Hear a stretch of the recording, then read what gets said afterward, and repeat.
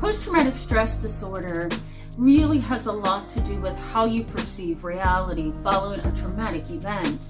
There's a lot of information on the internet and that you can also find in books as well regarding post-traumatic stress disorder. But in today's video, I want to talk a little bit more about big T and little t trauma, which is something I haven't really brought up on this channel in the past.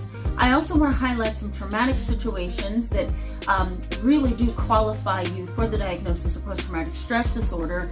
And I'm also going to talk a little bit about the criteria needed to be met to get the diagnosis of post-traumatic stress. You know, for those who are experiencing big T trauma, that's where I start getting into the diagnostic criteria of post-traumatic stress disorder.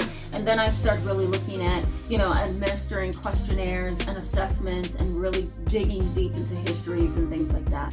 Big T trauma, okay? That's really like an umbrella term for a variety of things underneath the surface, okay? So big T trauma is the category label, and I'm going to tell you what's under that umbrella or that category. So big T trauma would be extremely distressing and traumatic events.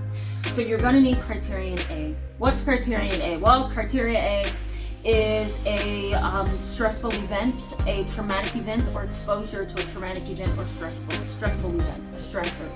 So you must have that triggering antecedent or that triggering event, and that is exposure to something that's traumatic or unsettling. Okay, so that's criteria A.